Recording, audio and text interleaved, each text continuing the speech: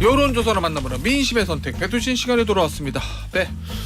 안녕하십니까. 자고 면하지 않는 배추도사 배종찬입니다. 그리고 수. 좌충우돌 정치평론가 수민 킴입니다. 자, 안녕하세요. 오늘은 저 뭐 할 거냐면은 이거부터 좀 해보죠. 지금 판세. 현재 한 2주 남았는데 판세 얘기하니까 배종찬 소장 얼굴이 어두워지는데. 아니야. 난 얘기 안 할 거야. 약간 이런 느낌인데. 네. 숫자를 절대 네. 부르지 않는. 일단은 저 기사 나온 거를 제가 먼저 말씀을 드릴게요. 그냥 전문가들이 보는 총선 예상 의석수다 그래가지고 3월 25일 판세 기준으로 한 거요. 요거를 보면 A 평론가는 국민의힘 120에서 130, 민주당 150. B는 B 평론가는 국민의힘 120 안팎, 민주당 158에서 161. 또 C는 국민의힘 170, 민주당 120. 그리고 D는 국민의힘에 130석 정도, 그 다음에 민주당은 140 이렇게 얘기했거든요. 전반적으로는 민주당을 조금 우월하게 보는 것 같습니다. 그렇죠. 지금 4명 중에서는 3대 1이거든요 지금. 그 정확하게 뭐 몇 석이다 이렇게 예측하는 거는 네. 얼토당토 않는 이야기고 왜 그러냐면은 네. 자, 김세평 웃었어 지금. 배종찬 소장님이 이게- 그리고 이게- 지금 예. 잠시 말씀드렸던 요거는 머니투데이 25일자 기사입니다. 그러니까요. 기사에 그러니까 나온 얘기 말씀드려요. 지금 의석수 예측 분석 기사들이 쏟아지고 있잖아요. 독자들도 이 그렇고. 모든 것을 배종찬 소장님이 다 쓸어버렸어요. 그러니까 예, 다 얼토당토하지 않다. 뭐 유권자들은 궁금하지. 하지만 궁금하다고 해서 답을 줄 수 있는 게 있고 궁금하지만 답을 줄 수 없는 게 있죠. 대체로 이제 이런 건 이야기하겠죠. 아니, 이제 틀려도 되니까 답 주시면 안 돼요? 추세로 보면은 대체적으로 이제 3월 첫째 주마다도 국민의힘이 기세를 잡았다 네. 이렇게 볼 수 있는데 3월 중순이 넘어가면서 이제 민주당이 기세를 다시 또 잡고 나가는 그런 상황이 된 것이 이제 추세로 반영을 하는 것이고 지금은 글쎄요 이제 조금 민주당이 앞서 있는 국면에서 대체적으로 이제 전반적인 추세예요. 근데 뭐 지지율이나 그다음에 지역의 여론조사를 종합해 보거나 이제 국민의힘이 얼마나 남은 기간 동안에 쫓아갈 수 있느냐 이게 이제 관전 포인트가 되겠죠. 네. 김수배 평론가는 뭐 판세 얘기할 때 배종찬 시장이 마이크에서 흐르니까 웃었어요. 본인은 얘기하겠다는 거야. 지금. 아니 모든 오케이. 것을 제패하셨기 네. 때문에. 자, 네. 김수배 평론가는 얘기해. 예. 저는 얘기해봤자 좀 안전할 것 같긴 해요. 왜냐하면 다른 사람 의견 속에 들어가 있으면 안전하지 않습니까? 묻어간다. 예. 예. 여기 ABCD 중에서 저는 누가 이제 보세요? 뭐 이 얘기가 나오고 있어요. 뭐 샤이 보수가 반영이 좀 안 돼 있다 여론조사에 예. 그런 얘기가 나오고 있거든요. 근데 예. 저는 어느 정도는 맞다고 보지만, 예. 근데 저는 샤이 보수를 반영하더라도 예. 한 130대 150 정도로 보고 있습니다. 그 150이라는 건 조국 혁신당 빼고 한 얘기입니까? 빼고요. 네. 그럼 민주당은 150 정도, 네. 국민의힘은 130 정도. 근데 이게 예측이 상당히 어려운 게 저도 2, 3주 전에 예측하고 달라요. 예.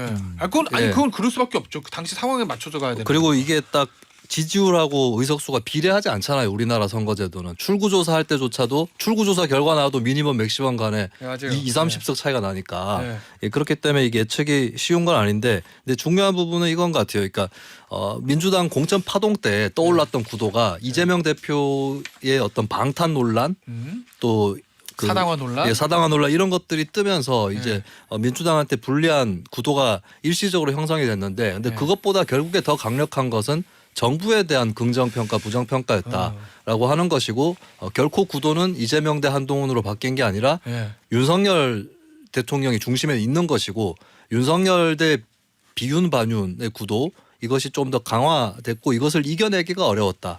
여권 입장에서는 그런 의미에서는 민주당한테 기울어져 있다고 봅니다. 현재까지는 근데 이제 그렇다는 거예요. 예. 제가 분석을 덧붙일 수밖에 없는 것이 뭐 제가 30년 이상 이 일을 해왔기 때문에 뭐 출구조사도 방송 3사 출구조사도 뭐 지선 대선 총선 다 해봤죠. 근데 이번 총선은 참 예전의 선거가 비교가 잘 안 돼요. 그래서 왜요? 제가 예측이 힘들다는 말씀. 왜냐하면은 뭔가 교과서에 없는 그런 선거가 진행이 되고 있어요. 교과서에 없는 선거요? 왜냐하면은 뭐요? 지금 집권 여당인데 선거를 진두지휘하고 있는 사람은 정치 경험이 사실상 1도 없는 한동훈 위원장이고 예. 또 지금 돌풍을 일으키고 있는 조국혁신당의 조국 대표는 사법 집행을 눈앞에 두고 있는데도 불구하고 인기가 치솟고 있고 네. 이건 뭐 도무지 우리가 일반적인 정서나 기준으로는 분석을 할 수 없는 그런 판이 벌어지고 있어요. 그래서 이제 제가 말씀드린 건 뭐냐면 아직 15일이 남았기 때문에 이게 선거 국면이라는 게 15일 정도 남아 있으면 적어도 6번, 7번 정도 크로스가 또 일어나요. 또 하나가 뭐냐면 투표율인데 지금 우리가 보고 있는 선거 여론조사는 전화 면접 조사나 자동응답 조사 방식에 대한 차이도 있겠지만 투표율이 전혀 반영이 안 된 겁니다. 그러니까 20대가 얼마나 나올지 40대가 얼마나 나올지 60대 70대 이상이 그 지역의 인구 분포상 얼마나 나올지 이 점이 중요해요. 투표율이 또 변수가 될 수 있다. 그다음에 이제 마지막으로 중요한 건 뭐냐면은 기본적으로 이제 우리가 선거에서 공식 선거 운동이 들어가고 나니 정당이 이제 발표하는 그런 공약들이 있어요. 근데 네. 아직까지는 제가 보는 관점에서는 나올 게 나오지는 않은 것 같아요. 뭐가 있? 근데 우리나라 선거에서 공약에 좌우지우지되는 아니, 그러니까 총선에서 제가 공약은 네. 이제 제가 말씀드리는 건 뭐냐면은 네. 이제 국민의힘 차원에서는 지금 방금 전에 김수민 평론가 이야기했던 대로 이 판세대로 가면은 국민의힘은 어려워질 수밖에 없어요. 왜냐하면 한동훈 원톱의 피로감도 있고 그러면은 가만히 그냥 속수무책으로 가느냐 네. 아니면은 더불어민주당이나 야권은 더 거칠게 공세를 펼치는 쪽으로 그냥 일단락 되느냐 보통 그렇게 되긴 쉽지 않아요. 선거는 여러 국면이 또 파동이 칩니다. 그러니까 이제 네. 그게 어떤 게 있는지를 좀 기다려 봐야 되겠죠. 저 김수민 평론가는 한 보름 남았는데 마지막이라고는 좀 그렇구나. 네. 보름 동안 변수는 뭐가 있다고 보세요? 예를 들어서 판이 뭐 이 지금 국민의힘에 좀 불리한 판이 이게 강화될 수도 있고 뭐 뒤집어질 수도 있고 뭐 그렇잖아요. 차이가 벌어질 수도 있고 다시 골든 크로스가 있을 수도 있고 국민의힘 입장에서 네. 보면 어떻게 될지 모르겠지만 변수는 뭐가 있다고 보세요? 저는 포인트는. 뭐 비슷하게 흘러가지 않을까 싶고 선거 막판에 오히려 변수가 잘 없어요. 그리고 뭘 이렇게 제기를 해도 네. 잘 안 들어갑니다 귀에. 어느 정도 선거 굳어져서 막판이 그런가? 되면. 네. 네 그런 의미에서 물론 예전에 그 선거 때 막말 파문들 있잖아요. 이런 경우는 보름도 안 남겨놓고 일어나긴 했는데 또 잘 살펴봐야 될 게 그 막말 때문에 판세가 변한 것이냐 네. 아니면 판세가 변할 준비를 하고 있었는데 막말이 빌미를 제공할 거냐 저는 후자 쪽이라고 봐요. 정동영 의장의 그 노인 폄훼 논란이 대표적이었잖아요. 근데 그때 왜 파문이 컸냐면 여론이 한편에서는 야 이대로 가면 열린우리당 200석 넘게 나오는데 이건 말이 되는 건가. 그래서 호시탐탐 이거를 좀 바꿀 수 있는 빌미를 잡으려고 했던 유권자층이 제법 있었기 때문에 그 말이 확 커진 거거든요. 예. 예, 그런 의미에서는 저는 근데 판세 자체는 구도 자체는 거의 안착이 다 됐기 때문에 그래요? 예, 크게 바뀔 수 있는 소지는 진짜 전대미문의 사건이 아니면 바뀌기는 어려울 거라고 봅니다. 그러니까 이제 우리가 대체로 바뀌지 않는다고 이야기할 때는 이제 이념 성향을 가지고 그런 이야기를 많이 하거든요.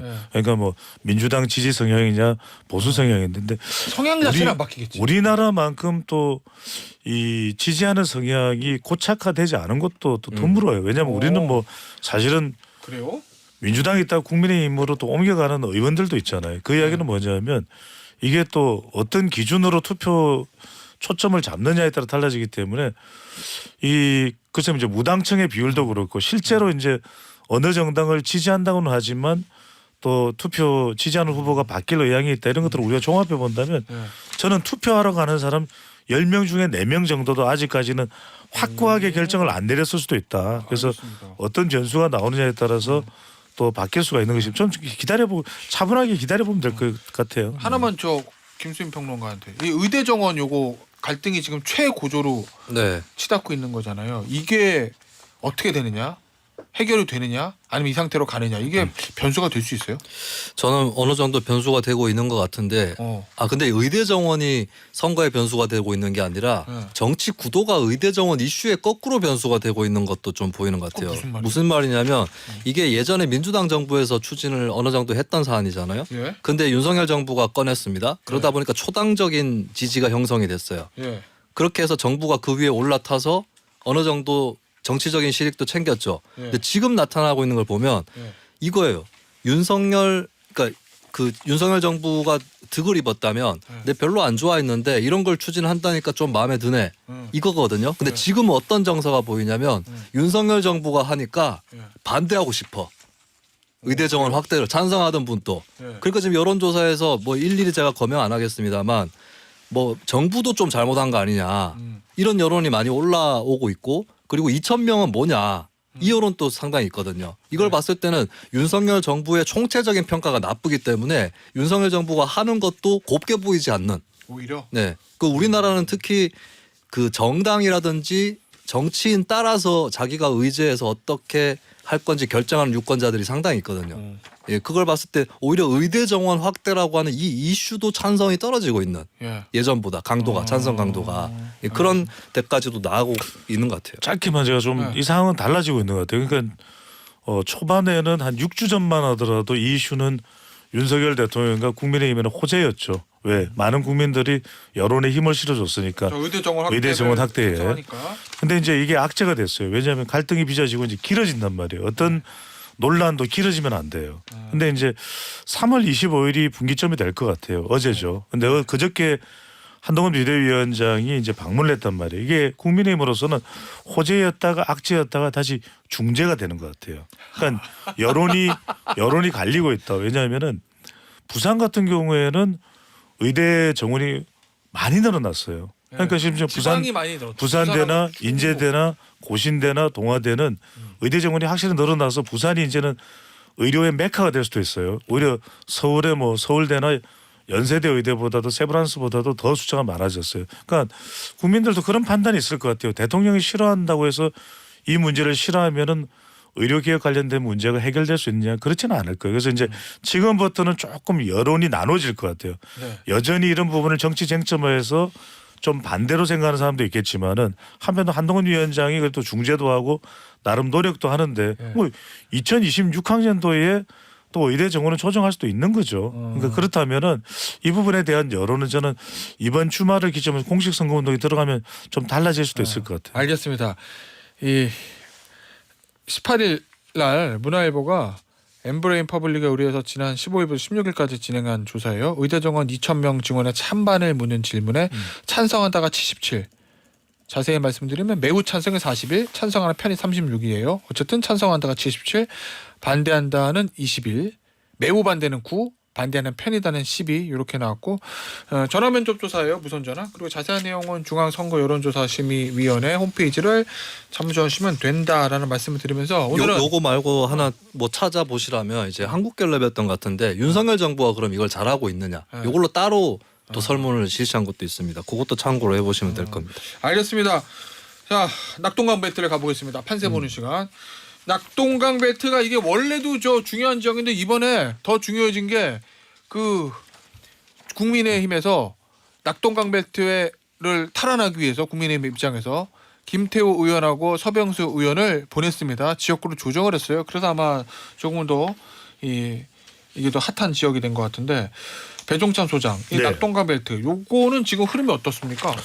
저는 이 조사 결과를 보여드리는 게 굉장히 상징적인 것 같아요. 그러니까 낙동강 벨트는 대체적으로 이제 보수 정당 예. 국민의힘의 이제 텃밭으로 인식을 했던 것이죠. 예. 또 지지율도 많이 올라갔을 거고. 그러니까 구체적으로 말씀드리면 PK 지역에 국민의힘이 유리한 지역인데 그렇죠. 그중에서 낙동강 기본적으로 낙동강 벨트 여기는 이제 민주당이 몇 곳을 가져온 지역이에요. 그렇죠. 이제 지난 총선에서는 워낙 이제 민주당 돌풍이 강했으니까. 그런데 상징적인 지역은 경남 양산어디일 거예요. 바로 투김즈 대전.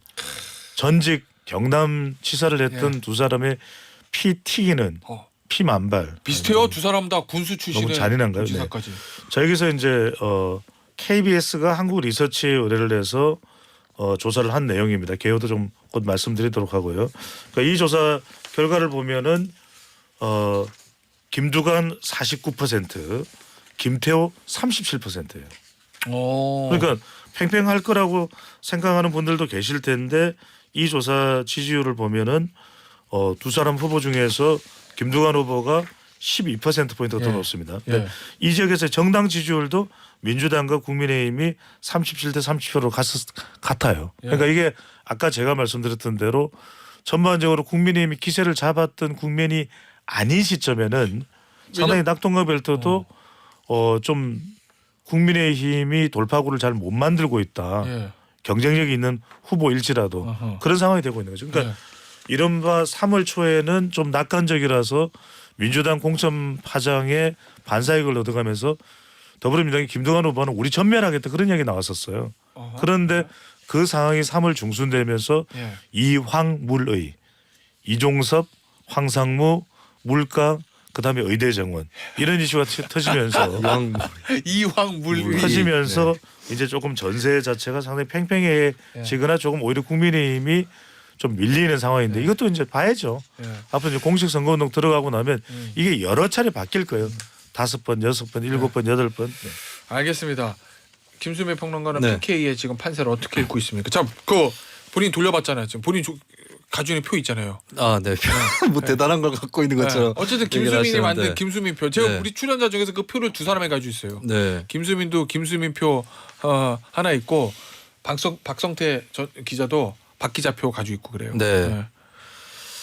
지금 국민의힘한테 녹록치 않은 상황인 것 같아요. 부산, 울산, 경남 전체를 일단 보면. 국민의힘 네. 전반적으로. 2016년 총선에서 국민의힘이 아닌 쪽이 가져간 의석수가 네.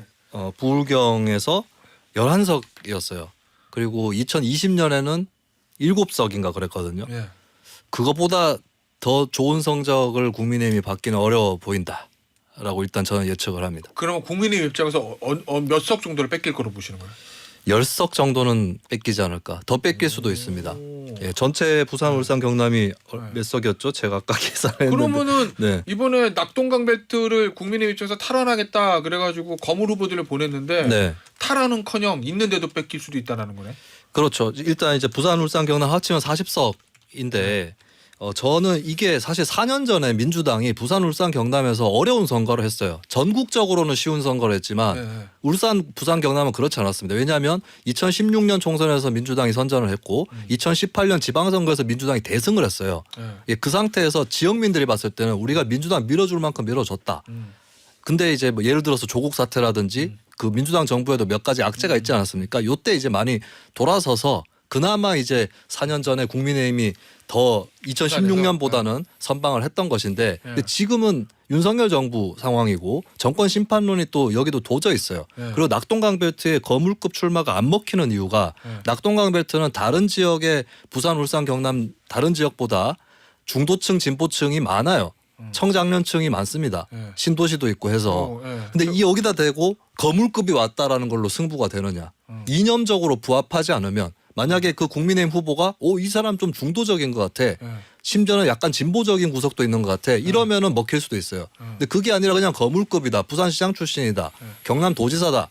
이렇게 해가지고는 안 먹힌다는 거죠. 그런 의미에서는 낙동강 벨트 공략도 현재 국민의힘 입장에서 상당히 힘들고 있는 그런 상황이고 전 지켜봐야 될 지역구가 장제원 의원 지역구인 부산 사상인데 지금 마치 이제 그 측근이 공천을 승계받고 하면서 그 지역의 영주처럼 비춰지고 있는데 사상이 근데 과연 사상이 어디 농어촌도 아니고 농어촌조차도 그렇지 않은 지역들이 있건만 과연 지역구 구민들은 그럼 장제원 심판론은 없는가 그 지역 내에서 이런 부분까지 본다면 저는 사상도 국민의힘 입장에서 녹록지 않다고 봅니다. 그러니까 아까 소개드렸던 김두관 대 김태호의 대결은 국제신문과 부산 KBS가 한국 리서치에 의뢰해서 지난 21일부터 24일까지 이 지역에서의 이 무선 가상번호 전화면접 조사를 실시한 결과이고요. 자세한 사항은 중앙선거론조심의위원회 홈페이지를 보면 되는데 이 지역은 이렇게 봐야 될 것 같아요. 우리가 일반적인 지역구를 볼 때는 정당 지지율, 그다음에 후보 경쟁력,